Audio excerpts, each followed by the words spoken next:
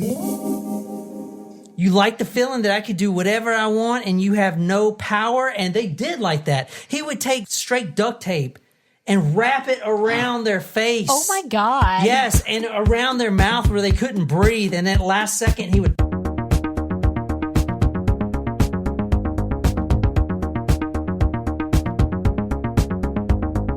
Welcome to Talk Murder to Me, guys. We are coming live to you from Mount Pleasant, South Carolina in our new studio. That's right. We got a brand new studio space. And it's still the guest bedroom, but it's a different guest bedroom. It's larger than life, like us. Does it spice up your life? Yeah. No, that's like the Backstreet Boys song. Spice up your life. Yeah. I know he said larger than life, but I'm saying, does it also spice up your life?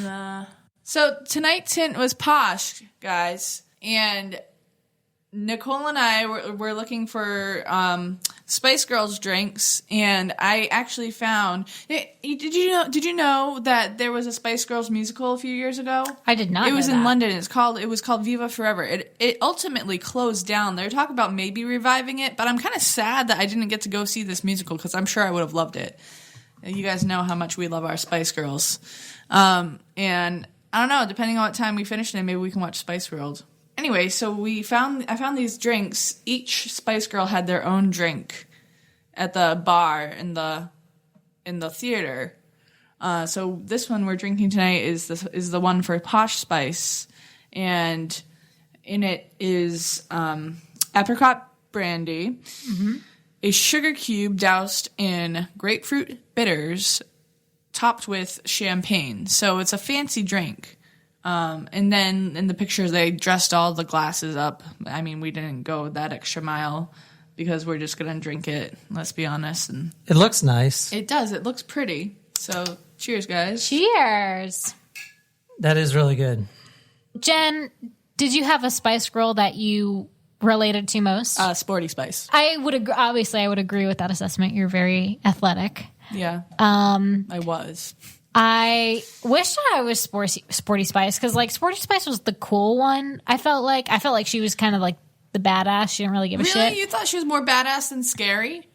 Not that I didn't like Scary Spice, but the fact that her name was Scary makes it a little scary. Honestly, she was a little too wild. She was one that wore a lot of leopard she was print. Wild, yeah. And I don't like animal print things. Yeah. Like that is something I've carried into my life. Did you have the Spice Girl Barbie dolls? Because I did. I did not have Spice Girls Barbie dolls, but I definitely had Spice Girls t-shirts. Mm-hmm. I have one now that I still wear.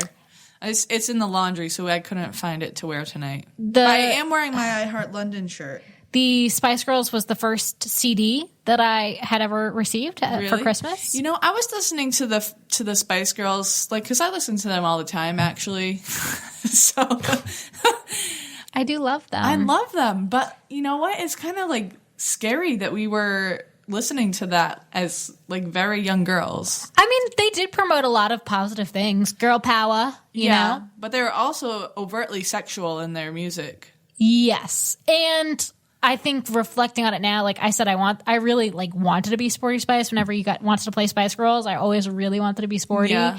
But I was never sporty, like ever in my life. I was really actually a Posh Spice, I think, when I reflect back on it. Yeah. I also really liked Baby Spice because she was like she was cute. One. How many of these girls are there? Five. But like everyone, you know, you tend to pick the girl whose like hair color you have so that you kind of most like resemble them. Who am I? So I didn't like Baby because I wasn't blonde. Not that I didn't like her, but I didn't ever pick myself to be her. Like when I was a kid, I remember when my friends and I were choosing like the NSYNC guy that we would bang, end up with. Yeah, like, Lance Bass is gay. Yeah, he was my favorite too, actually. Me too. But I mean, I was also very anti Justin Timberlake because it was my sister's favorite, and I wanted to be different. Turns out she picked the best one. Yeah, well, I also 20 years later. I initially picked JC Chazé. Oh yeah, I liked him too. And I remember specifically, you know how you have like those really specific childhood memories? Mm-hmm. And I remember having a conversation with the girls in my like 5th grade class. I was like, no, like I have to have JC because we have the same initials. That's so funny. I remember I had an NSYNC book. And it was like all about them. Oh, and yeah, they I had their had the pictures. little mini ones. Yeah. Oh, yeah, I had all that stuff. Brought into school. How about you, John? Who's your favorite Spice Girl? He doesn't know. I'm more into, science and stuff like that. Yeah, oh, please. You liked the Spice Girls. No, I did not. You still like the Spice Girls. I've never liked the Spice Girls. You watched Spice World with us one time. Because I lost a bet or something. I didn't want to watch it, or there was nothing else on. We watched it on a Sunday morning and had brunch. Yeah. It was nice. I think we should do that again. Yeah, I remember being really hungover and only wanting bagel bites. Yes. I was like adamant I needed bagel bites in my life, and I went to the store and got bagel bites. That was after, I don't know. Not important. The important thing is that we got to watch Spice World. What was your favorite scene? Oh my God, can we please get on with the episode? Holy shit. I guess. Oh, yeah. Okay. But when Posh Spice drives the bus. Hold on to your knickers, girls. Or also, Sunday drivers. It's only Saturday. Yes. Surprise shots. Surprise shots. We don't know what they are because they were surprise. Chocolate. Bing, bing. Creme de coco. So, we got some new Supremos in the house. Yes, and we apologize because I think we've talked about and interacted with several new Taco Supremos, but we never formally kind of welcomed them and shouted them out properly on the show.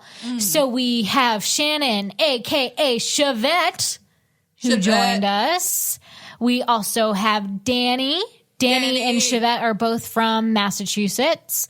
And I will say, Danny pretty much blew everybody's mind. We were having a great conversation in one of our fireside chats a couple weeks ago. We were talking about the Michelle Carter, thank you. And we were having a really good discussion with our Taco Supremos, and Danny brought up an amazing point. John, do you care to recall what Danny's amazing point was? I'm on the stance that Michelle Carter is innocent because a suicide is a suicide. And a lot of the Taco Supremos agree with me, but he said, what if she had done this 3 or 4 times? Would you still think the same?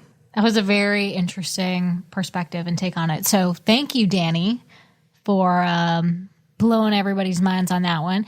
And then we also have Morgan, who is a new Taco Supremo.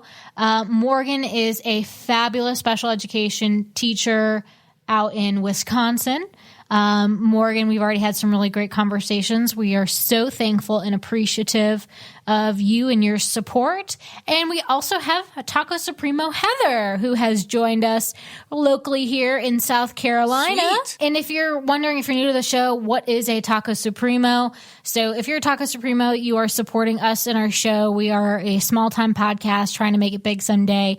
And so when you join us as a Taco Supremo on talkmurder.com, it's a yearly subscription, $40 a year. We've got exclusive content, including episodes.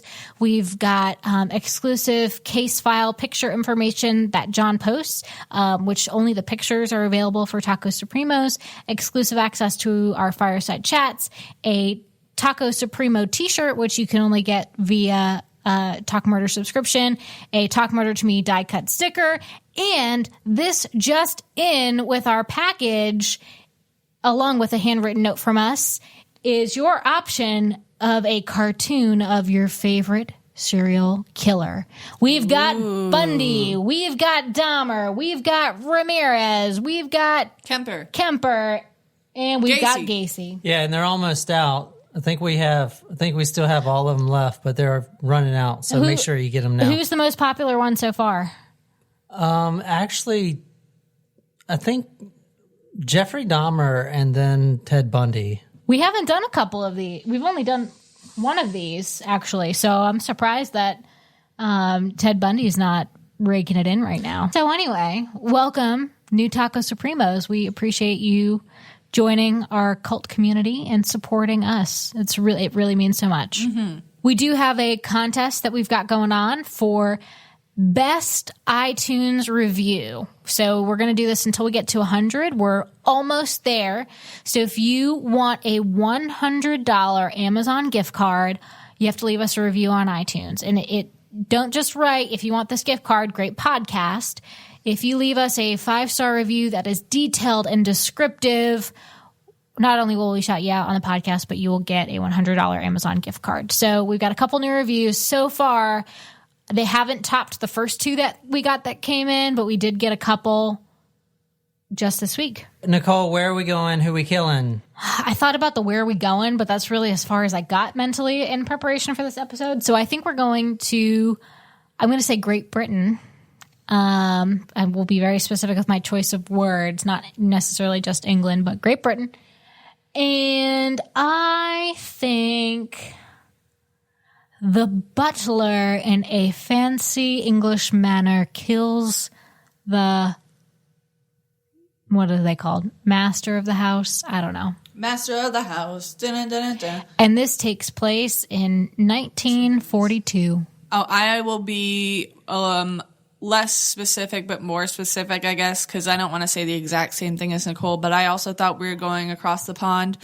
So I'm going to say London town. I think that there's like a fancy party that someone gets killed at. Like a Gatsby type party, like Flapper style. Tonight, guys, we are reading from a couple books. John Douglas's book. You guys know how I love John Douglas, even though, if you guys remember the John Benet Ramsey episode, he actually thinks the Ramseys were innocent and he went to bat for them. Now, he's like very smart dude. I think he's wrong about it, though. I mean, this guy, John Douglas, basically created FBI profiling. So I can't remember if this was something that we recorded, but I know you and I were talking about this recently. If there is one question, like if you could invite one person to dinner, deceased or alive, I would fucking invite John Benet Ramsey to ask her who killed her. Damn. Man, I really wish I knew. So if you guys listen to our earlier episodes, one of the challenges was if Jen and Nicole can bring up Spice World somehow. Mm-hmm. And I didn't know Posh was a Spice Girl. Oh, how did you not know? Because I don't listen to Spice Girls. Shame. Stop so now right now. put myself Thank in. you very much. I need somebody with a human touch. As soon as y'all said that, oh my God. Always on the run, gotta slow it down. Oh, baby, this is really out of key. We're usually pretty good about that, but like, we'll try again later. Yeah. As soon as I sent that text and you guys sent me like 10 Spice Girl gifs or gifts or whatever, it was amazing. Like, holy shit, I've fucked up. But yes. The hint is Posh. We're not going to the UK, unfortunately. Shit. We're going to Miami Beach, and we're going to be looking. Oh, yay! Yes, thank God. Is this the Versace thing? Yes. I thought I just smelled to you. So we're going to be talking about the assassination of Gianni Versace. Yes, we can watch the series on Netflix after this. First episode after this. And this is going to be a 2-part series because there's too much about this guy. Number one, he's the first spree killer that we've looked at. So we got to do the psychology of that. Plus, he's a complete narcissist. Plus, I mean, Gianni Versace is, American Crime Story on Netflix. You can go, after you listen to part 1 and 2, go watch that, because if you don't know the facts and just watch the show, you're probably not going to be able to follow it, because it's a lot of random killings and stuff. And the show really doesn't bridge it together unless you have a basic knowledge. And the book that we're reading from is Vulgar Favors. It's by Maureen Orth. She was the investigative journalist that covered Andrew Cunanan throughout this whole manhunt. It's like one of the largest manhunts. Andrew Cunanan the killer's name? Mm-hmm. Yeah. He also went by Andrew De Silva. Anyway, Maureen Orth, she covered the entire case, and this book is the definitive guide to this case. If you want to know everything you can about Andrew Cunanan and the death and murder of Gianni Versace, this is the book to get, I promise you. And it's really long. Honestly, I don't recommend it because it takes 200 pages as a true crime book, 200 plus pages to actually kill someone. It's a lot of background. Yeah. But I truly didn't know that there was even a murder about Versace until you guys were arguing about, not arguing, but talking about how it was on Netflix.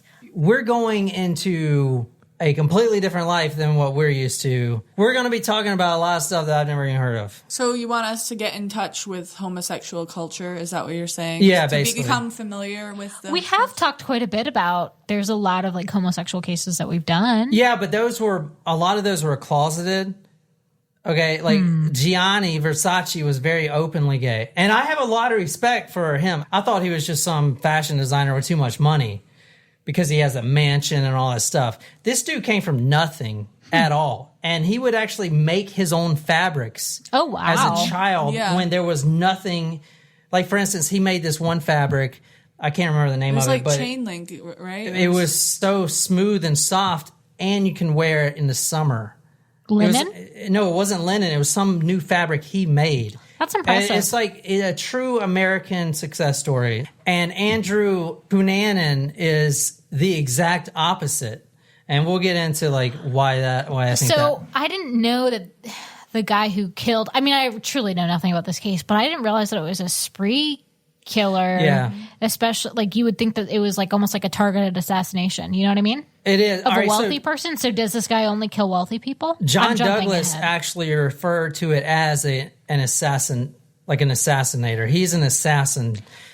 So he kills like high target people?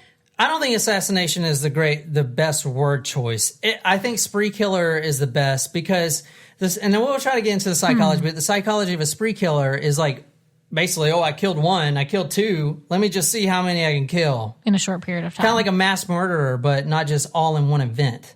It's within a very short time frame. Didn't we talk about one spree killer before? Wasn't Robert Garrow a spree killer? We talked about... Ted Bundy became a spree killer, too. I think it's different because Ted Bundy's killing people for other reasons. I don't know. We'll figure it out. What we're going to do is the first episode is going to be out on Taco Tuesday. The second one should be out for non-Tacos Primos on Friday. I'm going to try to put it out a day early for Tacos Primos, and we're going to record that one on video so you guys can watch us in studio on part 2, our new studio. Before you watch the Netflix documentary, you need to at least listen to part 1 and part 2 because it'll give you more of a grasp of what's happening in the series. Because I'm going to go over all the facts and stuff like that. The series jumps. Mm-hmm. We're also going to be giving away this book to a Taco Supremo. So if you're in a forum and you will read it, if you want to read this book and you'll read it, you're not just saying it, contact me. I'll send it to you. I'll sign it and you can read it. It's really good. It's in 3 parts. Part 2 is when they start killing, or when Andrew Cunanan starts killing people. Part 1 is basically the homosexual life. And I've learned a lot of stuff since reading this book. Of the killer or of just the whole, like, Versace? The Versace world is in the 90s, but it's almost like a subculture of the homosexual community, especially in Miami Beach with all the clubs, all the drugs. It's a different world. Like, I'll try to explain it the best way I can on this episode, but I'm telling you, it's a completely different world. That's why it took her 200 pages in part 1. Just to explain it. Yeah. How many murders are we talking? He killed 5 people, and then he killed himself. But you know you can go and find some other. Take it easy or just don't even bother. You know who you are and yes, you're gonna break down. You cross the line, so you're gonna have to turn around. Ooh, okay. We're right on Miami Beach, the very tip of Miami. Go to talkmurder.com if you are a Supremo. If not, go to talkmurder.com/join. See these pictures. I'm doing a lot of case file photos on this. We're looking on Google Earth right now. Look at those pots for those trees. They're huge. Yeah. Massive. So we're on Google Earth right now, and there's a lot of tourists just in front of the Versace mansion. It's a very popular attraction. To be right at the point of entry, the Iron Gate, where he was brutally murdered in broad daylight. Oh, wow. People are taking pictures. There's probably still blood that you could see somewhere, maybe behind the gate or something. If you really looked, I bet you could see some of Versace's blood. And in fact, when he was shot, people were going and it's very possible getting because the blood. Marble is very porous. They were doing anything to get the blood so they can sell it. Versace was very famous. My God. Yeah, people were taking photographs, and there's one dude. They're trying to sell the blood. Yes, he wasn't a internationally known figure, and now he is until he died. But within the Miami community, he was very well known. Okay, it's not like if you go out, because there's a lot of rich people in Miami. You may see Versace, and you wouldn't even know it because it's not like he's on TV all the time. True. You know what I'm saying? But he's a fashion designer, so you may hear his name, obviously, but you might won't. think he's dressed really nice.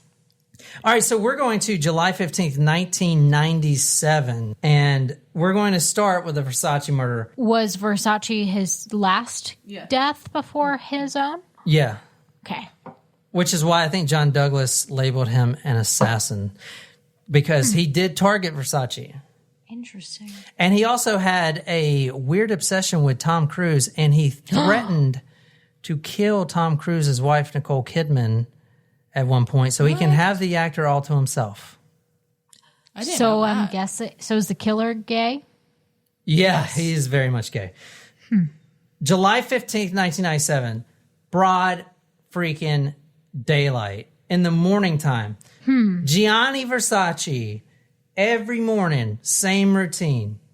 Now, he is a very, very wealthy man. At the time, and even till this day, his company, Versace. If you guys don't know what Versace is, that means you can't afford his clothes.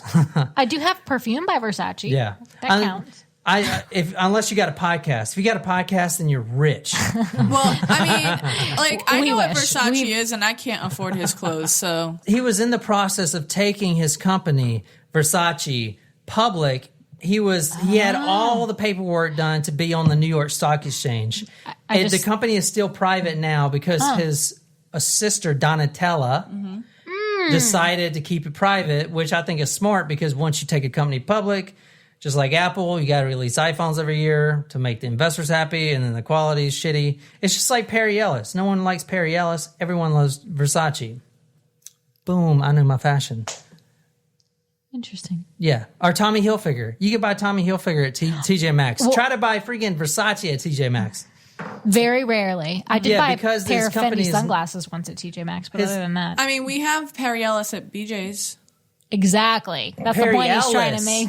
I didn't say Versace. Do you have Versace at BJ's? No. He's saying Perry No, Ellis I is know. I'm public. just saying. When you take a company public, it's like, I got to make all this money and all these materials, and then it just goes downhill.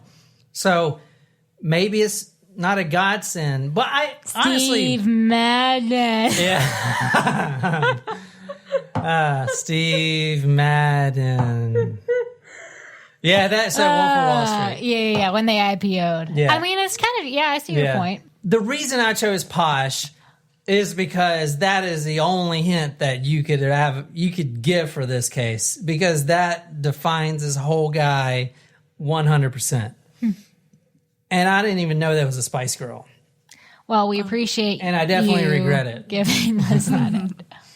Every morning on routine, he walks to the local newsstand and gets the papers. He gets the Vanity Fairs and all that stuff. Because, he's got to be in the know. Sure. So it's an every morning thing. Right. And then he comes back and he starts his day, which includes managing his business. And by that time, his business was thumping. Everyone wanted Versace. It's probably still do. I don't know. Yeah, it's still we run a it's podcast. A very prominent brand. We shop at Old Navy here. true. This is true. I do love me some Old Navy.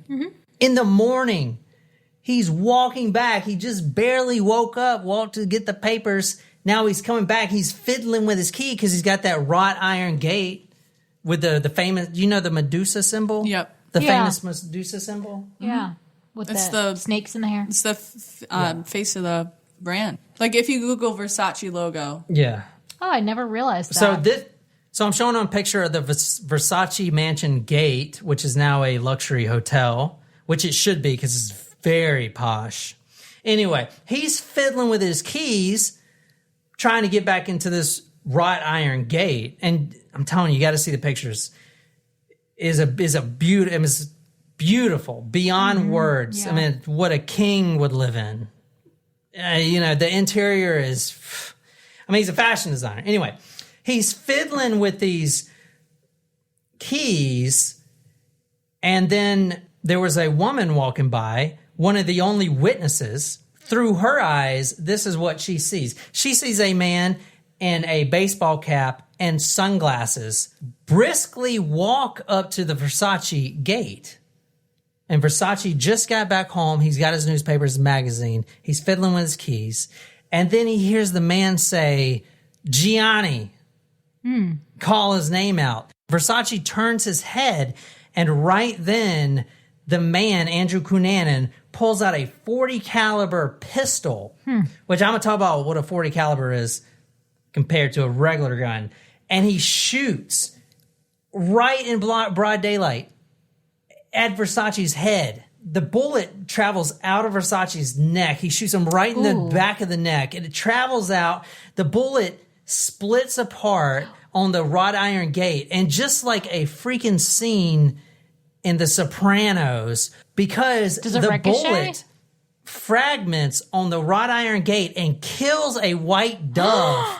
Sid perched on top. God. So think about a pure white dove is now dead right beside one of the biggest fashion designers in the world.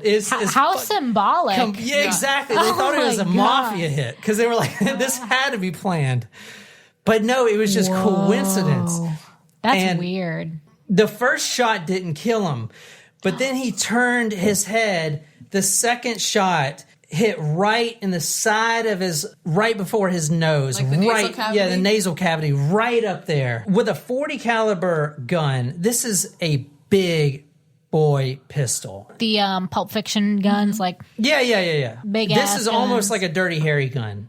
It's I haven't seen Dirty Harry. Bigger bullet equals bigger hole. Like Rambo-style bullets? I'm showing the ladies bullets because they've never seen them before. I've shot a gun once. This is a 40 caliber. I've been to one shooting range. You see, I kind of want to go to the Palmetto Armory and try it. Most of the guns out there are 9 millimeters. In fact, the FBI just recently, I believe, switched over to a 40 caliber because a 40 caliber is most likely to put someone on the ground. If you guys know who 50 Cent is, he got shot 9 times with a 9 mil, and he's still alive. Once in the face. I don't think it'd have been the same if he got shot with a 40. I don't know. I'm not 50 Cent. Just keep in mind, it's a big gun. He also was using a different kind of round called the Golden Saber. And from BassProShops.com. Wow, that sounds like something out of Star Wars. Yeah. Oh, yeah. You can buy these at BassProShop.com. I don't know if they're illegal now because I know hollow points are, and these sound exactly like hollow points. What is a hollow point? A hollow point is basically, it's a point, the bullet point as you're looking at on the screen. They don't have any filament in it. When it hits the skin, it expands fragments, which is why it's more dangerous because all those fragments go everywhere in your body. Okay, but if it wasn't hollow, it wouldn't fragment? It would just most likely go right Pierce through. Okay. Pierce through the skin, like the magic bullet.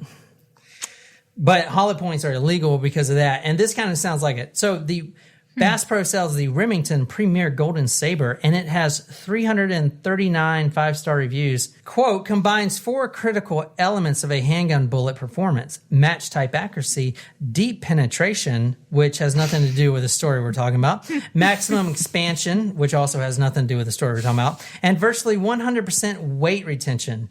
I feel like if you were just to read the description but not say what it was, I'd be like, dildo. It's a review for a dildo. Yeah. Nicole, can you please read this? Versace lost consciousness instantly, his brain dead, although his heart continued to flutter and was kept beating by the paramedics who rushed him to Jackson Memorial Hospital in Miami. Andrew had come up from behind, holding Jeff Trail's 40 caliber Taurus semi-automatic straight out in front of him, pointing the long barrel at Versace's neck, right behind his left ear and cheek. The first bullet cracked the base of Versace's brain, fracturing his skull and tearing the upper part of his spinal cord and neck. Andrew was so close to his target that the bullet produced a stifling effect, a tattoo of burned gunpowder the size of $50 on Versace's neck. And the Netflix documentary doesn't point out how brutal this is to be close range with the golden saber rounds straight in the head. He has a hole in his head. Do you understand that? Like an actual hole going through his head. I'm thinking back to Space Jam, the cartoon where they have like little cartoon guns. Boom, boom. And the weird thing is the dove. Yeah. The dove is so coincidental. That's weird. Because it was just the whitest dove ever. And like those aren't common in the wild. Yeah. And like was it one that he owned? No, it was just perched right up on his gate.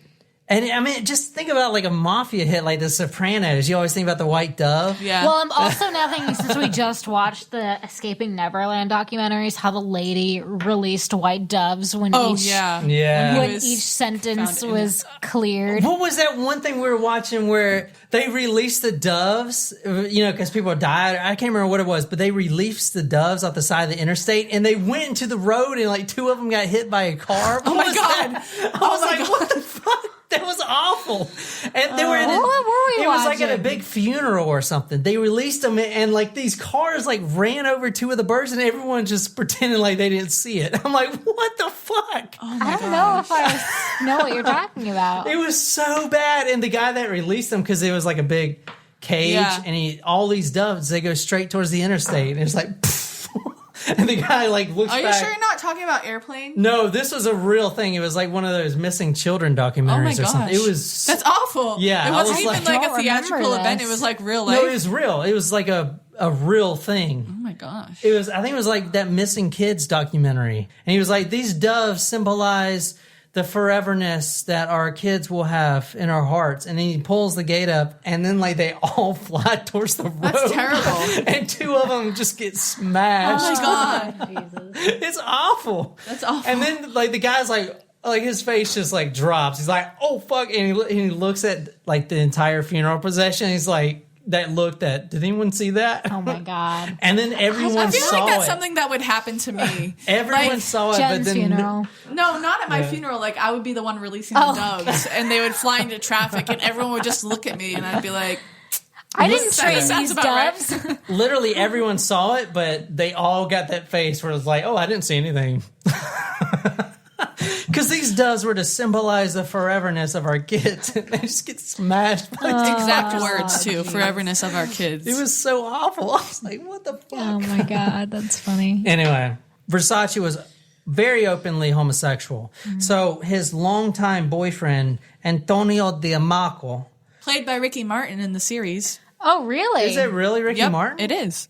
I had no idea. Really? Andrew Cunanan shoots Versace in the face and just walks away calmly. Now think of that woman that is literally walking there. She is 30 feet away from Versace, who just got assassinated, and this guy with a .40 caliber. I don't even think he turned around to look at her. He probably would have shot her. He just walks away. And so doesn't even run? Nothing to see here. Run. Just keep moving. Walks away. And the staff at the Versace mansion, because they got staff for everything. Cooks. Well, that's where I'm kind of like surprised. But they start running after him. What struck me when you first started to tell the story is that he's like dangling his keys out, ready to open it. He has no security guard that's like watching for him to open and close. This is the 90s. Who would think someone's going to come up in the morning time before noon and shoot Versace in the face? Celebrity. Not really. He high wasn't security. No man. one. People in Miami knew who he was, and he was very friendly in Miami. But I mean, who would want to assassinate Versace? Before we really get started with this episode, I want to make sure we're all on the same page with some of the lingo. Not everyone answer at once, but I'm gonna say a word. Do you want us to? Is this like a word association game? No, you actually just tell me what it means. All right, S&M. Sadism and masochism. Yeah. So what is that? Not sadism. Sadism. Sadism. Yeah.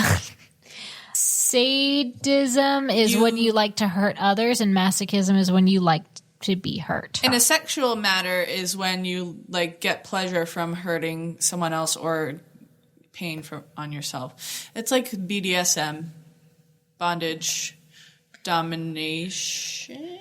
sadism and masochism. So one of my former roommates, Kat, so there was this one guy that she was dating in Charleston for a very short period of time, but she was too afraid to sleep with him because he told her that that's what he was into. So she didn't tell me this until after maybe it was right before they broke up. Because she was like, I just can't do it. Because he was into, like, not just that, but, like, the outfits with, like, leather and stuff like that. Yeah. So she was like, dear. And it was so funny because I remember at first, I think she met him online. We went out to brunch with a whole bunch of people when they had just met. And I remember her telling people that he's the one. And we'd be like, oh, that's great. That's so awesome. And then, like, a month later, she had to break up with him because she just couldn't. I couldn't either. That's too weird. Yeah, I don't know. I don't think I could do that. Well, this story goes... You think like nipple clamps or like things like that? Yes. In depth in the story. Now, a lot of the clubs had people walking around in masks. If you remember American Horror Story with the black guy? Oh, the black suit guy? Yeah, the leather... The leather man, Leatherface or whatever. What was his It's name? crazy. It's crazy. Leatherface is like a nickname for a real serial killer, I think. Oh, yeah. But I know No, Leatherface is on Texas Chainsaw Massacre. That's what it was, yeah. For a side conversation, I love American Horror Story and American Crime Story. The O.J. Simpson one was very well done. Yeah, that was great. And Ryan Murphy, his projects are awesome because he did Glee too, and that Scream Queens that was on for a couple seasons. But I think that he is excellent. I love his work. Next word, kept boy. A kept boy? Is that someone that like is like your secret lover? What do you think? I'm going to say a kept boy is kind of like the opposite of a sugar daddy. So it would be it would be like the counterpart to a sugar daddy. So in a homosexual relationship. So I would say Versace would be like the sugar daddy, and the young boy who is at the sugar daddy's beck and call would be the kept boy. In the next episode, we are going to be talking about a real estate mogul that hardly ever makes the news because his family didn't know he was homosexual. But his name is Lee Miglin, and Andrew Cunanan was his kept boy.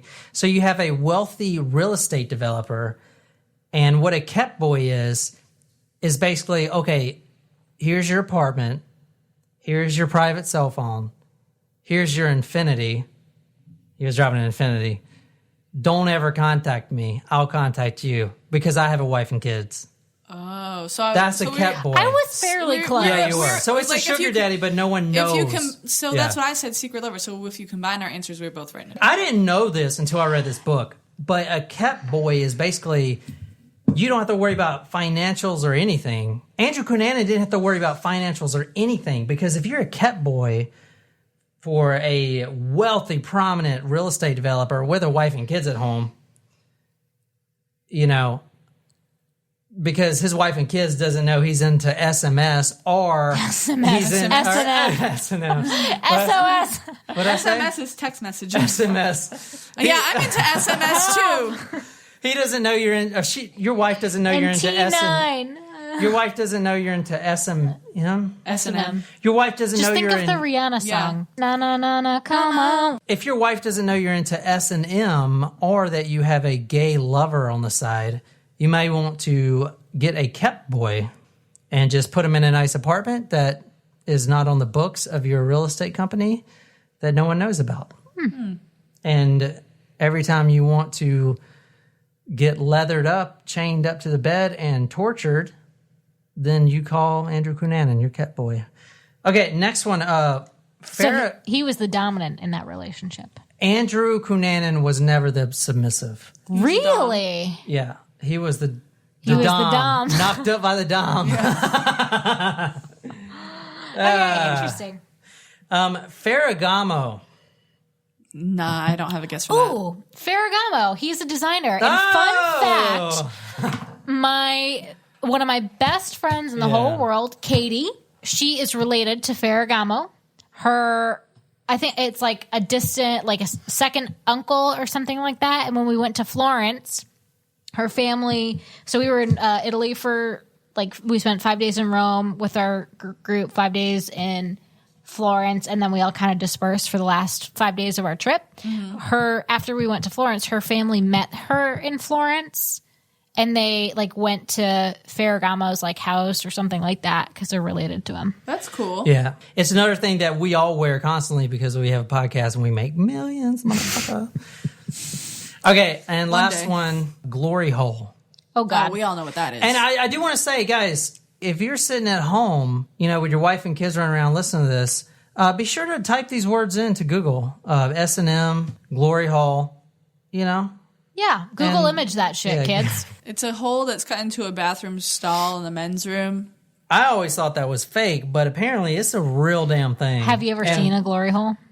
No, because I'm not gay. I know, but if they're in public restrooms, She said, have you ever it? seen one? Not have you ever used one? No, I've never. A freaking hole in the freaking bathroom stall? Yeah. I mean, who even drills that damn hole? I don't know. I mean, is someone out I don't there know how these carving things it? work. Carving it with a fucking I don't know. knife? They bring a power drill, and they're like, Someone brings a power drill in there blow and me. I don't know. How else does it get there? drill a glory hole in. Somebody's got to put that damn hole in there. It's not made with a hole in it. Exactly. Somebody's got to. Is there a company that makes bathroom stalls with glory hole bathroom pre-installed stalls? There glory probably holes? is. Google it. Yeah. Also, please don't. Who is Andrew Cunanan? He was a very smart guy, very smart kid, 160 IQ. He was put in special grade programs for the smart. That didn't sound smart, but very, very smart For them guy. smart kids. Yeah, It was so, like an advanced placement courses, you mean? yeah, advanced placement. Now, he loved to think of himself as, quote, spoiled youth personified by the drugged out rich kids. His story is very similar. In fact, one of his favorite novels, Bret Easton Ellis's novel. Do you guys know who that is? I have one of his novels. No, I don't. It's called American Psycho. Oh, I still have never seen that movie. That's one of my favorite movies. In one of his other novels, Less Than Zero, which was one of Cunanan's favorite novels, it was about the drugged out kid, spoiled youth kind of thing. So is he a spoiled rich kid? Is that what you're trying to say? Spoiled, yes. Rich, no. His dad, his name was Pete. Pete always wore expensive suits, would buy expensive cars and expensive homes. And I think Andrew believed this was all for real. Andrew was led to believe by his father that he could attain anything he wanted to attain. And I know his father spoiled him rotten and gave him everything that he could possibly want. Andrew's dad, Pete, was a Wall Street trader. He got his start at Merrill Lynch, and he was very successful until he wasn't. Oh. But was very similar to Andrew. You can definitely tell where it is. He wanted to wear the nicest suits, the nicest shoes, even if they're on credit. No one knows that. Drive the nicest cars, live in the nicest house. But at the end of the day, his dad got fired from 6 different trading firms, quote, a lack of productivity. He wasn't making any money, but he still wanted to live that high life, that baller life of, oh, I'm this rich Wall Street guy. Does that make sense? Yeah. Andrew followed that, and throughout the story, he's basically a spoiled kid, entitled. Who was rich, but no longer. He doesn't have that support system of actually being rich. All right, so anyway. He must have been in a lot of debt. Oh, yeah. His entire family, he was the youngest of 4. His dad was the only one making money, and the whole family spoiled Andrew. All right, Nicole, read this. Of all the children Pete has, he put so much attention towards Andrew, maybe because he thought Andrew was so good looking. It was not healthy, says Delphin Labeo.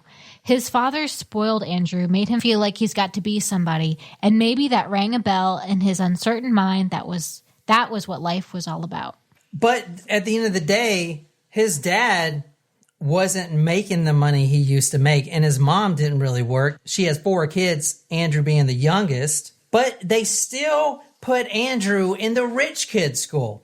Now, he graduated from Episcopal High School in La Jolla, California. Now, this was a school, and if you read the book, everyone there, their family's net worth were over $1 million. And there was one line that I read, one of the kids said, Andrew gave off the impression without knowing that he was trying to achieve this goal of being wealthy when everyone else didn't even think that was a goal because their families were 50 million, 100 million, $500 million. Everyone in that school was wealthy. And you have Andrew Cunanan has to go around impressing all those people, try to be one of them the entire time. And then his dad basically loses his job, loses all the money, and he's still trying to impress the kids. But Andrew was also really smart. Like I said, 160 IQ, read all the freaking time.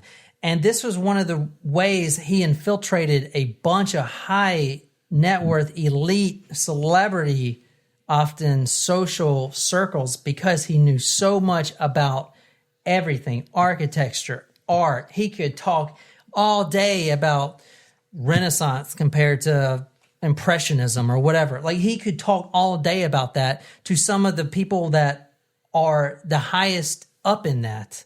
Does that make sense? Yeah. Like he was very well cultured. He was very cultured. That's a good point. Yeah. Very cultured. But he was just very well read.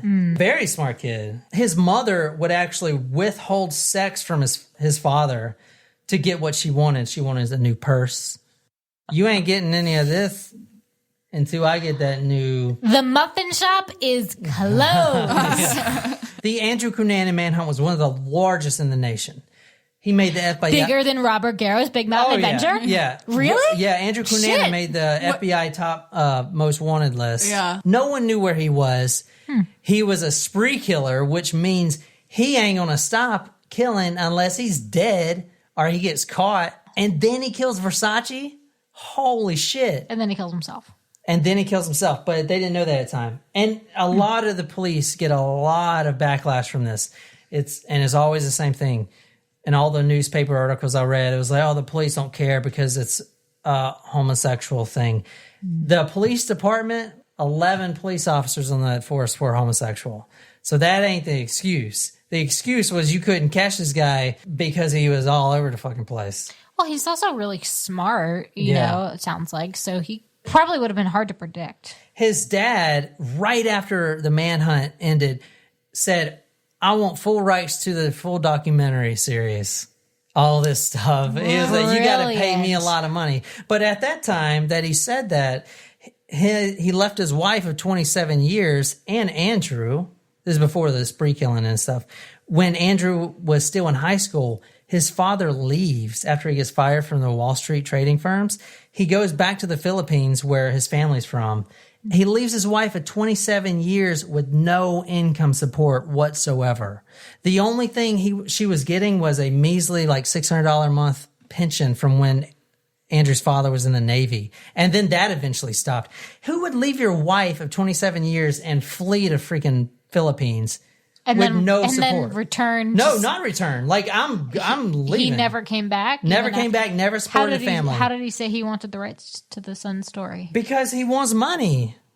Did he come back to the States when that happened? No. He's been in the Philippines, but he said, hey, if anyone's going to make money off this, it's going to be me. Anyone wants to, I've said that just perfect. If anyone wants to make money off this story, you got to pay me first. That's what his dad said.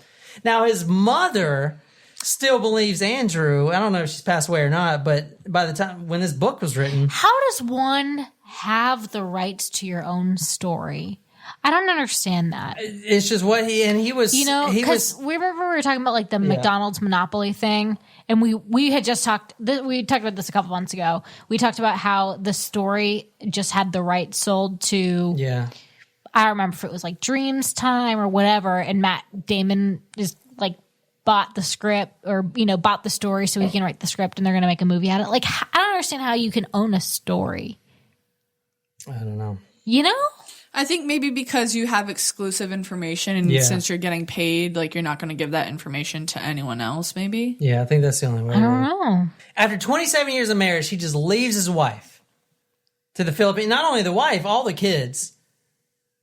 And Andrew. Andrew's still in this rich-ass high school. Now the family has no money at whatsoever. So how is he going to pay for the high school? Exactly. Credit card. When this happened, Andrew went to he just graduated the high school and he was in college but had to drop out because there's no money. So now Andrew is still living this life. Basically, I got to impress everyone, pretend I'm all rich, wear nice clothes, but I don't even have money. My mom doesn't make any money. We're fucked. Now at 13, he has his first gay experience. As soon as he has his gay experience, and I hope I'm not sounding insensitive, but I feel like unlike a lot of other people, as soon as Andrew has it, he's out flying high with it. I mean, he's telling everyone. He's openly gay. He very openly telling everyone. And that was one of the psychology, like, he actually got he loved attention. He liked to be the center of attention. And in his high school, that was one of the ways he could do it. It was by making everyone know that he was the gay kid? Exactly. Because even there were a lot of gay kids in that class, probably, but none of them everyone was scared to come out. Was he flamboyant? Yeah. Oh, yeah. Feminine mannerisms and voice patterns. He has to impress everyone. He's just like his dad. He has to wear the nice shoes. He has to wear the nice Ferragamo. But he doesn't make any money. So how's he going to do that? He had a job at like a drugstore, but... He's got to go hooking. Hell yeah, he's got to go hooking. You want to make that money? You want to make that bread? You get out on the street. And that's what he did. But he did it smartly because he wasn't just a hooker like Eileen Warnos. He was a proper term is sex worker. Oh, sorry. He wasn't a sex worker. He was a, quote, high-class male prostitute. And he actually had a subspecialty, which... S&M. S&M. Ding, ding. Which means he gets paid a lot. Mom, you'd be so proud. Because there's less S&M people out there. I would, yeah. Yeah, so he gets paid more, subspecialty. It's like on his LinkedIn page. Oh, God, I have another side story to tell you. Shit, I'm sorry. This is really funny. So my mom... was thinking is into S&M. No, stop. So my mom was thinking about expanding some of her day-to-day, day-to-day things. She's a professional chef, went to the Culinary Institute. And so she was thinking about maybe doing some cooking for people, like prepping meals. And I was like, oh, how funny. And she gets a phone call and she says, I do, because my mom eats the same things that we do. She can do paleo, keto, whatever, gluten-free, whatever, dairy-free, suiting various dietary needs. And the first call that she gets is from a woman who calls her and says, I just really can't cook. My schedule is so busy. I just really need someone, to prep for me. So my mom's having a conversation. She's like, well, do you mind if I ask what you do? And she's, well, I'm a hooker. She said hooker? What did she say? I don't think she used the word hooker. Did you say it like that with a country accent? I'm a hooker. She didn't say hooker. What did she say? Is that not the right word? Am I being insensitive? Well, I'm just saying what Grace said on the website. The proper term is sex worker. I know. I think she would... Because I know I can't say the WHORE because that offends people, and I don't mean to offend people, guys. I think she actually used the word. She's a call girl. I think that's what she said she was. And she's like, does that make you uncomfortable? My mom's like, oh no, like my best friend's a therapist. I've heard it all. Go for it. And so she's saying, yeah, my work schedule is just so crazy. I don't have any time to cook or eat. And I do intermittent fasting and all this stuff. So my mom's like, trying to talk to her. And she said, well, do you have weight loss goals? And then she says, well, I mean, if I need to lose 100 pounds and then I'll be able to do what I really want to do. And my mom's like, she's like, well, just fucking ask. So she's like, well, what is it that you really want to do? And she goes, well, if I lose 100 pounds, then I can do porn. And my mom's like, okay, like, that's great. Good for you. And so they're chit-chatting more and more. And then, there was she had too many dietary restrictions. Like, she wanted to lose weight, but she wouldn't eat vegetables. And she was doing intermittent fasting. And I was like, I just don't think this is probably the right fit. And she lived a little bit too far away for my mom to be able to deliver the meals. Yeah. And she can do porn now. BBW.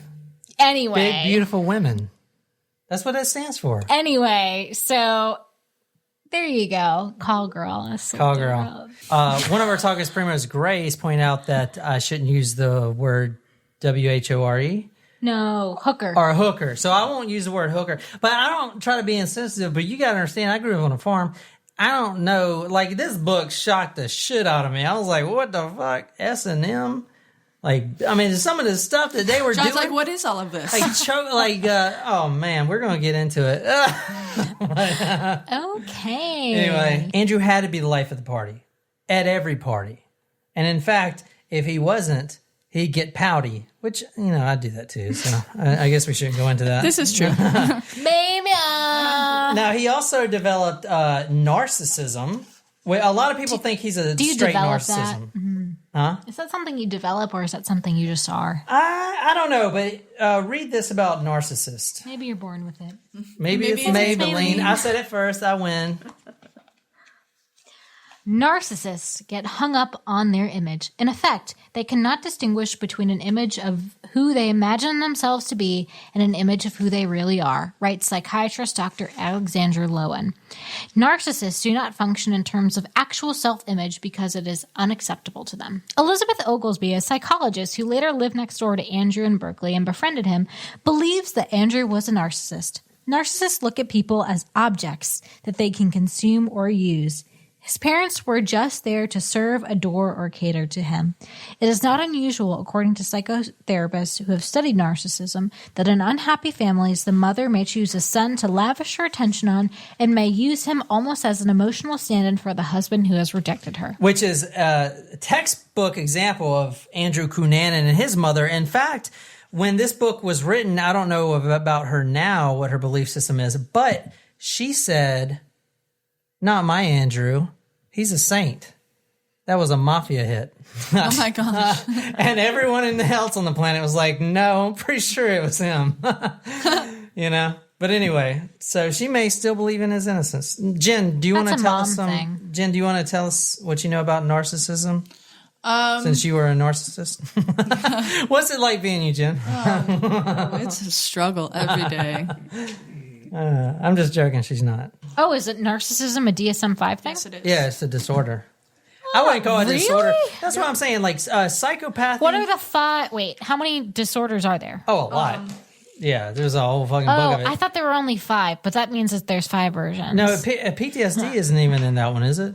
Yes, it is. Oh, so yeah, narcissism is an actual disorder, and they say the same thing about psychopathy, but honestly, I think psychopathy is actually, in my belief, a genetic advantage. Because if you think about it, if you're running around the wild as cavemen, you'd want to be a psychopath in order to live.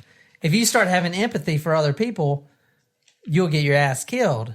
So I think psychopathy is actually a genetic advantage. Now, there's a lot of psychopaths out there. That's a very interesting thought and very controversial. Thank you, John. Yeah, and Talkers Primos, be sure to combat me on that. There's a lot of psychopaths out there that don't kill anyone. A lot of business people and stuff like that, and they function just fine. Fun fact, guys, Nicole scored a 24 out of 40 on her psychopathy test. I did not. That's what you scored. And it was out of 30, wasn't it?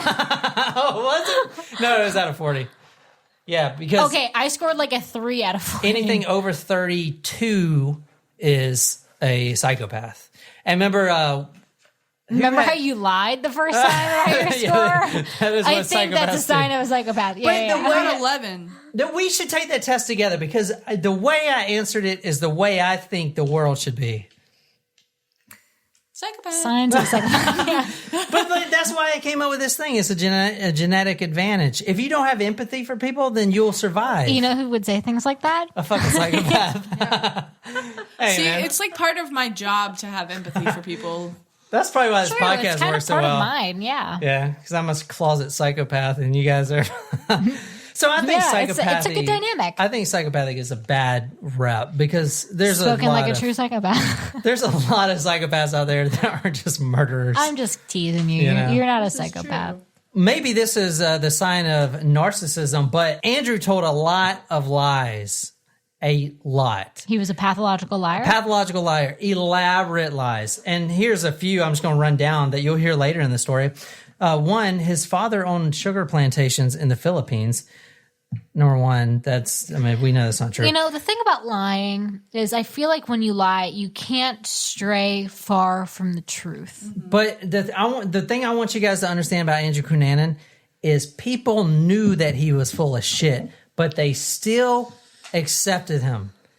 Because some of the lies he told. All right, for instance, he said his middle name is Philip, because according to him, he's, quote, Prince Philip. He was also... Like the English prince? Yeah. So further in the book, he was talking about being in charge of building the sets for the movie Titanic. he was also Jewish, which is not true. He's fucking Catholic. Jewish and part of the Israeli defense military. The IDF. He's straying way too far from the truth, man. But people wouldn't call him out on it. That's the thing. If he Probably said because they something... were so exhausted from the lies. Exactly. But then you become the boy who cried wolf when you finally say something that's true. People don't believe you. Andrew was a closed shell, almost like me. Would not let anyone close. But he would never let anyone in at all. And the way that he would combat that was basically tell all these lies, like he was Jewish and part of the Israeli military. He was Catholic and from the Philippines. It's also very interesting that someone would lie about that because usually people get made fun of for their Jewish. I'm part Jewish, and that's just not something that it is more common for people to make fun of you for that, you know, for that heritage. Also, and I say that as being half Jewish. Also, he changed his name. He didn't change his name. He went by the name Andrew De Silva because Cunanan may sound like a foreigner name of non-wealth. De Silva. It's a Portuguese name. And which later actually confused the police. The police got a lot of shit for this. Number one, everyone's trying to catch this damn spree killer because he ain't going to stop. And probably the most damning... and maybe this is a self-fulfilled prophecy, he told a few of his friends, because he was openly gay, quote, if I ever find out that I contracted AIDS, the AIDS virus, I would go on a 5-state killing spree. End quote. Wow. Which came true. So did he have AIDS? Was that the trigger? No one knows for sure if he had AIDS, even to this day. Him? Yeah, you would think that they would have tested that on his autopsy, no? I couldn't find any... kind of strange. Any report. Maybe I'll look harder in the second episode and tell you. But no one knows if he had AIDS or not. Maybe no one knows if that was a catalyst. I don't think they did test it, to be honest. Or if they did, they kept it under wraps. I mean, that could have been just, even if that wasn't true, that could have just been his excuse in his mind to be like... Yeah. And that is I'm going to go crazy and snap one day. That is a very short list of Andrew's lies. He has met and spent elaborate time with almost every celebrity out there, even though including the Spice Girls. Even though a lot of them are like, I never met this guy in my life. Well, like, he's a pathological liar. Yeah. Did you know that 50 to 75% of people with narcissistic personality disorder are male? I believe that 100%. Maybe women don't go in for that. No, I think that's a distinctly male type trait because I think it's perpetuated by our society as well. Well, it's not like there isn't a huge prevalence of people who are actually diagnosed with this personality disorder. It ranges from 0 to 6.2% in community samples. That is small. I'm surprised. And the narcissistic traits, and I'm reading from the DSM-5 here, may be particularly common in adolescents and do not necessarily indicate that the individual will go on to have narcissistic personality disorder. Individuals with narcissistic personality disorder may have special difficulties adjusting to the onset of physical and occupational limitations that are inherent in the aging process. In order to be diagnosed with NPD, you need to have a pervasive pattern of grandiosity, need for admiration, and lack of empathy, beginning by early adulthood and present in a variety of contexts as indicated by 5 or more of the indicators. Has a grandiose sense of self-importance, for example, exaggerates achievements and talents, is preoccupied with fantasies of unlimited success, power, brilliance, beauty, or ideal love, believes that he or she is special and unique and can only be understood by or should associate with other special high status people, requires excessive admiration, has a sense of entitlement, is interpersonally exploitive, lacks empathy, is unwilling to recognize or identify with the feelings and needs of others, is often envious of others or believes that others are envious of him or her, and shows arrogant, haughty behaviors or attitudes. So you need to have at least 5 of those categories in order to be diagnosed with narcissistic personality disorder. So far, it sounds like he expresses a lot of those. Yeah. All right, let's talk about dungeon sex. Changing gears. Yeah. Can you read this, Nicole, about dungeon sex? Mr. S. Leather Co. and Fetters USA of San Francisco, where Andrew shopped, is 4 stories high and publishes a 289-page catalog of sex devices ranging from elaborate suspension cages and electro-torture equipment to butt plugs, flogs, gags, masks, handcuffs, hoods, the latest in hospital restraints, tit clamps, and 19 sex handkerchiefs. I wonder if like nurses shop there for actual patients. God. And 19 handkerchiefs of different colors, each with a different sexual meaning when worn on either the right or left side. Red on the left means fister. Red on the right means fisty. Ooh. Gray on the... You talking about fist? Yeah, like fisting. Where? Where do you think? Up the booty? Where else could it be for a guy? There's no way you can get a fist up there. No way. Sure, babe. No. Yeah. How? I can barely get my toothbrush up there. You put someone's fist in a booty hole? Remember the Grinder to the Graveyard episodes where you like take the drugs to relax you? I mean, yeah. You do it enough. You do it enough. Oh no. Fisting. Excuse me, are you the fister or the fisty? What side are you wearing your handkerchief? You better fucking answer that right. Don't ever mix up the left from your right. That is a serious problem. Oh, did I ever tell you about that when I was Where are you going to go with this? When I was getting my prostate examined in the military? Yes, you promised you would tell the story. Jen hasn't heard it. I haven't told you this? I think he has. No? No. Yeah, so like Jen hasn't heard it. Number one, you only need your prostate examined if you're over 40. But with the military and the training I was going through, everyone had to get it examined. I was literally like 23. No, I was like 21. So I go in there to get my, basically you bend over a table. And they do what? And they put a glove on and then stick their finger right up your boots. Just one finger or two? Just one. Mm-hmm. But so I go in there for like polyps and stuff, or something? I don't know what they're checking for. Large gland. What was that movie that Stifler? He had milk in the prostate. I don't know. Anyway, I walk in. Stifler isn't that American Pie? Yeah, remember he got his prostate milked. I don't remember. So I walk in there to get the procedure, and it's this big black woman, a BBW, and she had a huge finger, and I'm like, you got to give me anyone else but you. And no, did you say that to her? No, I didn't say that, but I was thinking, it's like, you got to be shitting me. Are you kidding me? She had man hands. She had freaking huge hands, and she put her glove on. Did she have long nails? She didn't have long nails, no. She put her glove on and she was like, just relax, sweetie. And then I was like, it hurt really bad.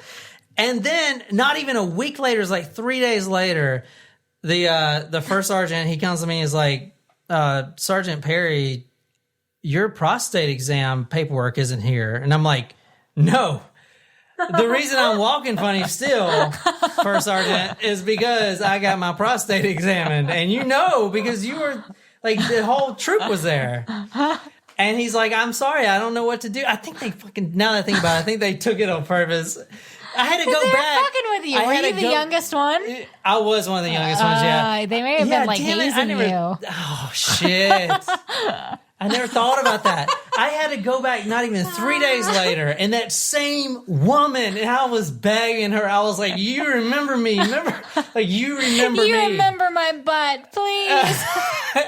And look at this cute butt, please. And she knew. She stuck it right back up there. Sorry, there's no paperwork. This only take a minute. Just relax. I was like, shit. Anyway, that's my fisting story. Gray on the left means bondage top. Gray on the right means bondage bottom. Hunter green on the left means daddy. Hunter green on the right means wants daddy. Mr. S is a gay father and son business. We're just like Macy's, exclaims proprietor Richard Hunter, with slightly different displays. Different displays. Hospital restraints. That's interesting, though, with the difference between the hunter green and the red and the gray is that, like, on the other two, it seemed like the Dom was wearing the right, except for that last one. Oh, I was not paying attention to that. Oh. The hunter green was daddy, if they wear on the right. On hunter green on the left was wants daddy, but the other two were seemed like more submissive. So that's interesting.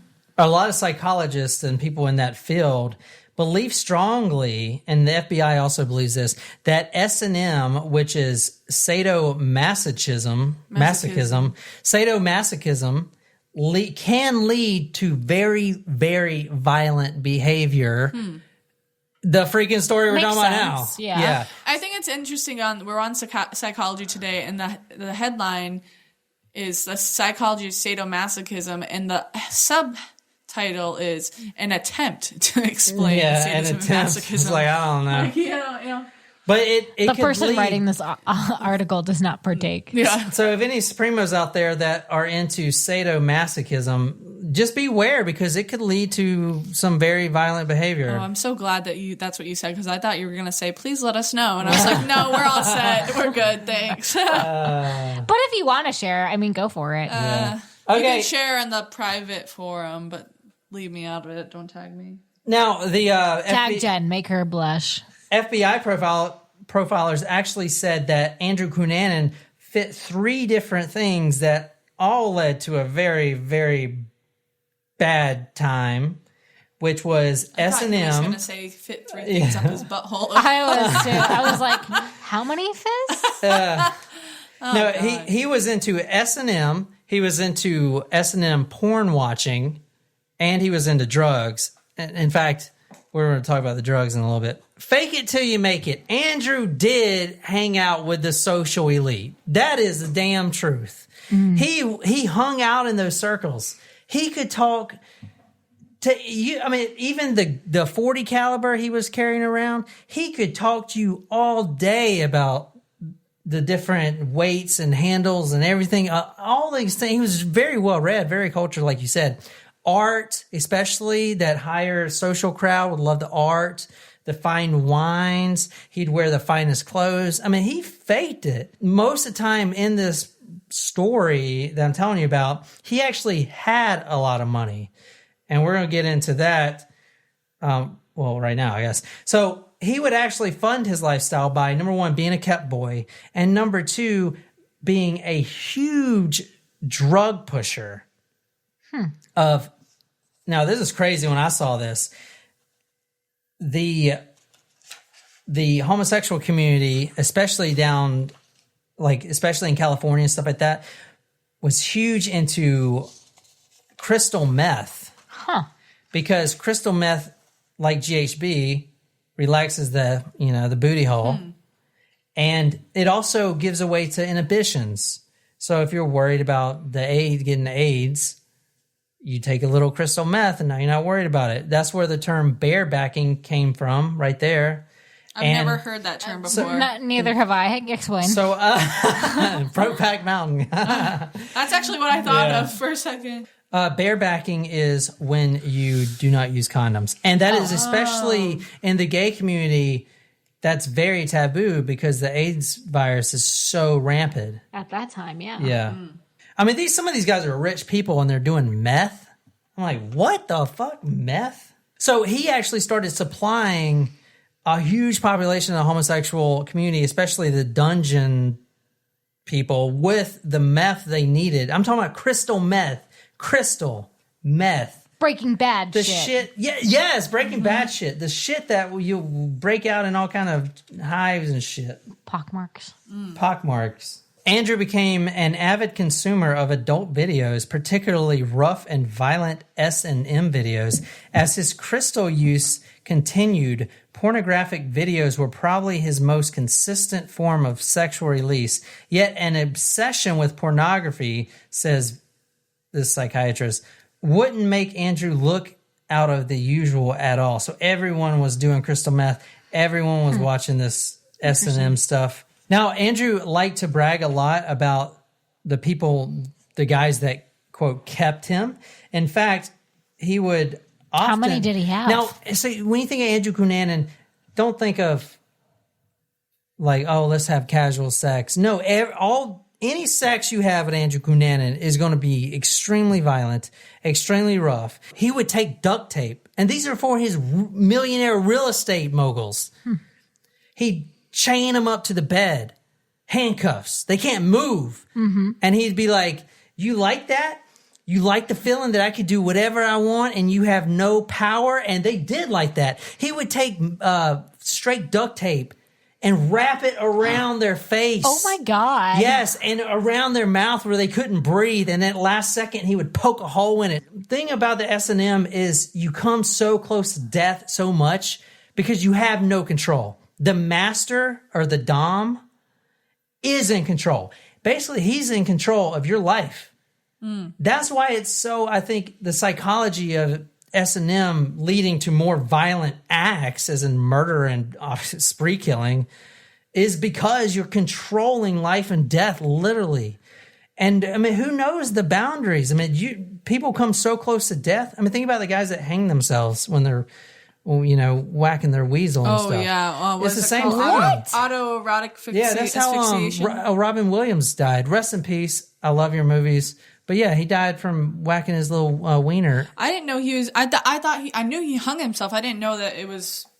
No, because the news didn't want to say that. I mean, he's such a great actor. I'm not making fun of him, but yeah, he died of, playing with Peter and hanging himself. I did not know that. Yeah. I knew he hung himself. I didn't know that he was masturbating at the same time. Masturbating is probably a better word than playing with your Peter. Yeah. So CEOs are also doing crystal meth. Yeah. He's gaining some weight. He's gaining a lot of weight. This whole thing's the homosexual community. So everyone in comparison to Andrew at his fattest point, Andrew at his fattest point is 185. Oh. I'm fucking 200 pounds. So he's not. It's in comparison to, but he's in the homosexual community. Everyone has 6-pack. If you're gay, you have a 6-pack. I mean, you have to. True. That's genetically, It's not a requirement to be in Miami at the time. They were very. Well, he's in California. No, he's still in California. Oh, he's still in San Diego. San Diego. He's still in San Diego. Well, even he doesn't get to my. We're not going to talk about him traveling out of San Diego until the next episode. Oh, okay. So this whole time he's in San Diego. Oh, whoops. Aside from when we started, when he was in Miami and killed. Versace. Yeah, but I wanted to start there because clickbait. Okay, let's get on to some fucking killing. I'm tired of talking about this. I'm going to go straight into this. He met 2 really good friends, Jeff Trail and a guy named David. Now, David was the object of desire for Andrew. Andrew's never been in love, but when he met David, his whole world. Are they around the same age? Now, this is because all of the other guys are like his sugar daddy, Yeah, they're around the same age. David... Jeff Trail was a former Navy officer, and Jeff Trail and David were already good friends, and Andrew kind of came into their circle. Now, they were basically using Andrew just like everyone else. Because Andrew had a lot of money. He was dealing a lot of drugs, and he would take David and Jeff out to these fanciful dinners, to wine bars, and sometimes spend like $40,000 a weekend. He was making a lot of money dealing drugs. I want you guys to know that. And being a kept boy. David was actually using Andrew from what everyone saw because Andrew actually loved David. He brought up marriage multiple times to David, always getting rejected. Andrew would constantly shower David with expensive Ferragamo shoes. All right, but there was nothing sexual. They were both gay, but David did not want to put out to Andrew. And probably because David liked his sex. Vanilla. That wasn't actually in the book. Was it really? Yeah, is that like a thing? Yeah, they call it vanilla, like boring. Holy shit. I thought they just put that in there. Yeah, David liked his sex vanilla. I was like, vanilla sex. That sounds delicious. Cream. Sex with vanilla ice cream. That sounds good. The ice cream. The ice cream. The ice cream. Holy shit. Guys, I haven't had ice cream forever. David was a very successful architect. And he basically put up with Andrew in all his lies.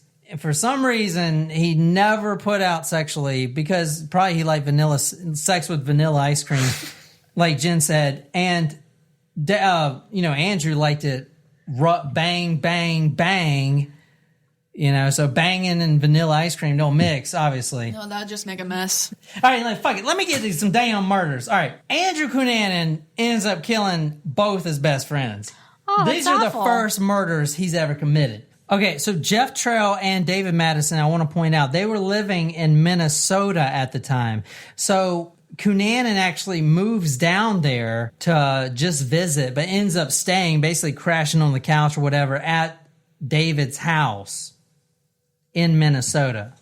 And then he flies back to San Diego, which was another reason why police hardly couldn't catch him, because he was in Minnesota. And then you have all these jurisdictions. On April 27th, David's loft is his nice loft. Okay, now while David was there, Jeff came over. And remember, Andrew had a thing for David. Jeff comes up. They start arguing. He's arguing with Jeff. All this stuff. Fuck you. All this stuff. And they think it may have been over money. Jeff was a bodybuilder, and Andrew at the time was selling steroids, because you're in the gay community, you have to have a six-pack. So everyone's also doing steroids. So obviously Andrew's on top of crystal meth selling steroids. So some people think it was over that, but honestly, no one would ever know. They start arguing, but what police do know is that Andrew Cunanan at some point picked up a claw hammer. The hammer, any hammer, it's got the claws on the other side. Because they were renovating the kitchen. He picks up a hammer, and not with the front, with the blunt side, like normal people would do, but with the fucking claw. 27 repeated blows to the face of Jeff's face. Just bow, bow, bow. With David standing right there like, like, what are you doing? This is his best friend. He's hitting him with a claw hammer like, yeah. There were multiple defense wounds on his left wrist and hand. And in fact, his watch, Jeff Trail's dead body on his watch, was stopped at 9:45 when the exact second when Andrew hit him with that hammer, stopped his watch because he got hit with a hammer. So they knew exactly what time he died. Wow. Now, he may have been there trying to collect money, because at this point, he's doing a lot of crystal meth. His money's running out. He's just, he's a fucking meth head. I don't know what else to say. He's literally a meth head. You're saying Andrew was there to collect money. Yeah, Andrew was there because Andrew's running out of money. Right. I used to have a friend like that. He would make a lot of money, but he would start running out. He just kept spending it. Andrew would go out on weekends and spend thousands of dollars. If he would just open a savings account, none of this book wouldn't even be written. Whatever conversation took place once Jeff was inside the apartment was brief.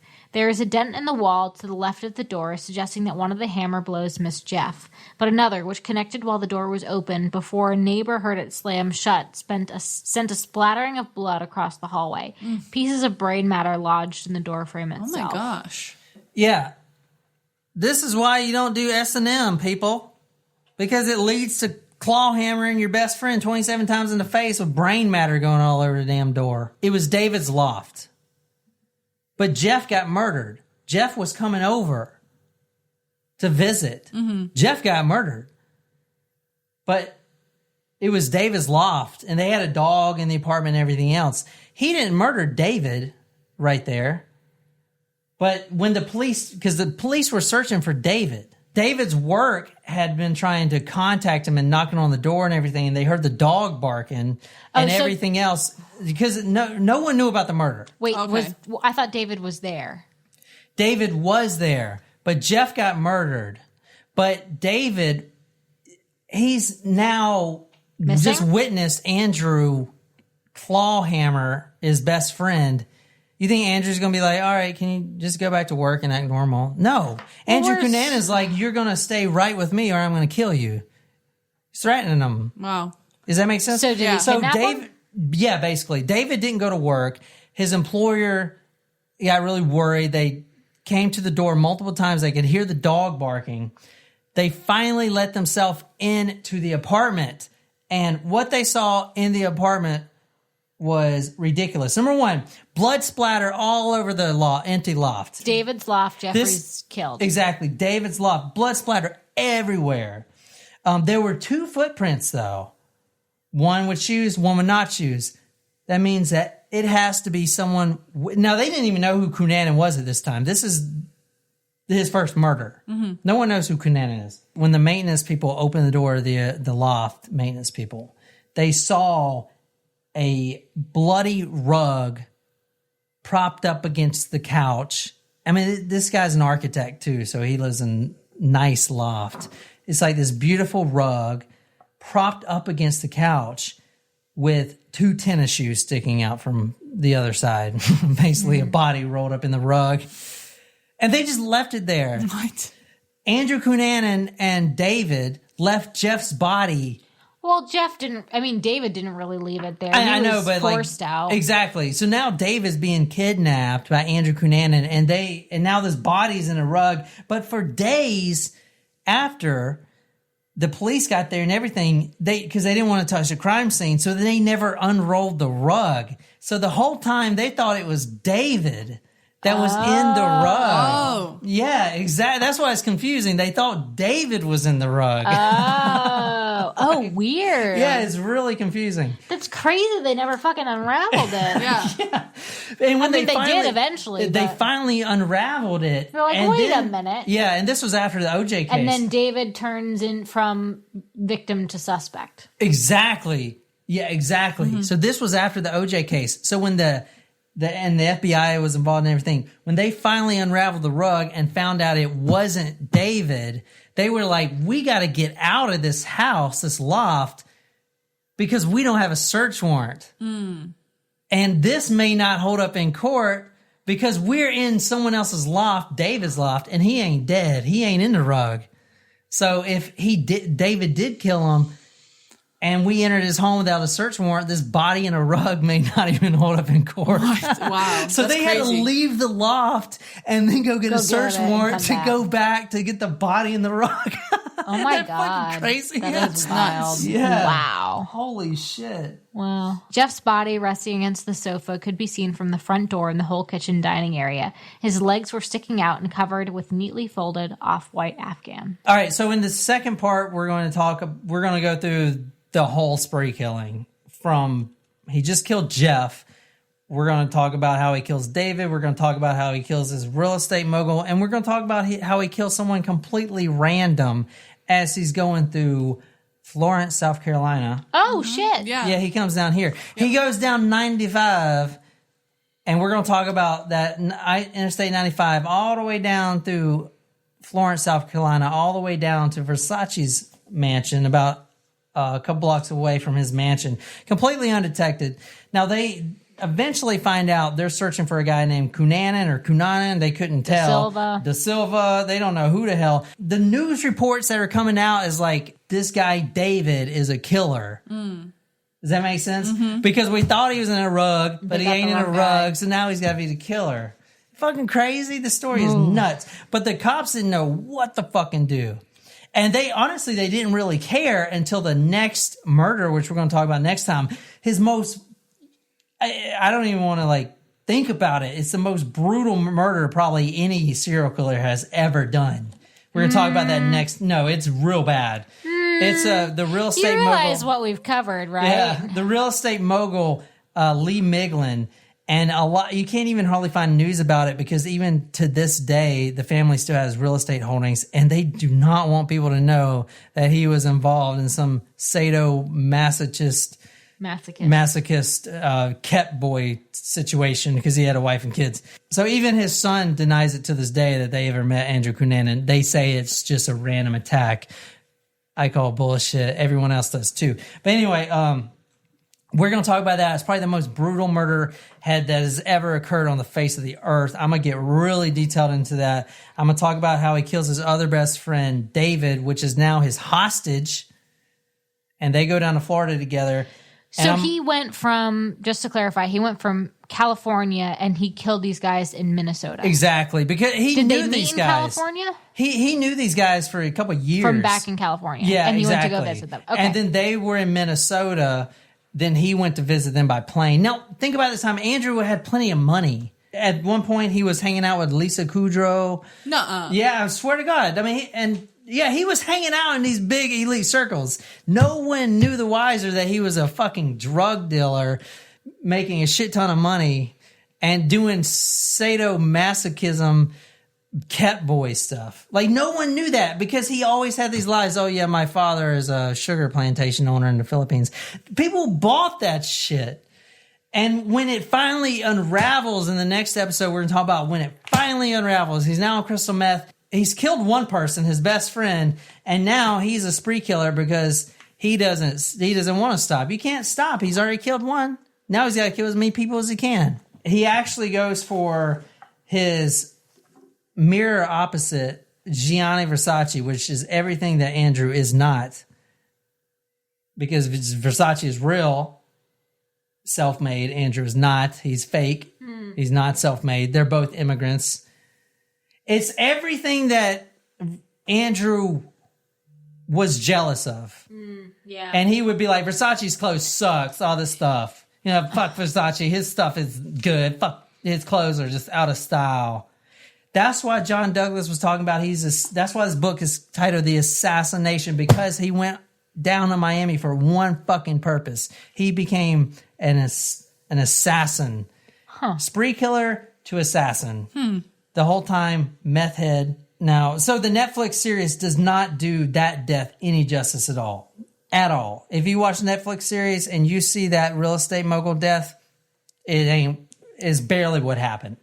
Oh, I'm getting in detail next week. That is the most brutal murder I've ever even encountered, and we're going to talk about that. That's saying something. So, yeah. Considering. So be sure. Just go back to Dennis blood, Nelson. good to the last drop. Yeah. Oh yeah. Maybe that was worse. Okay. So be sure to subscribe to Talk Murder Me. Last week we got over 100 subscribers alone. People are loving this podcast. It's getting all over the place. We're ranking higher and higher and higher. We're getting a lot of downloads.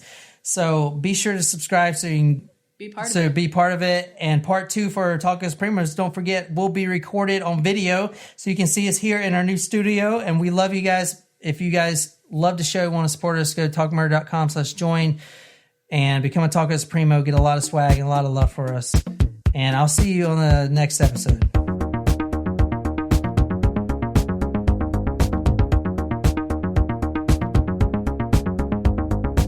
Italian leather shoes, Versace. No, Ferragamo. Ferragamo, Versace, Banana Republic. I'm going to get down dirty talking about bloods.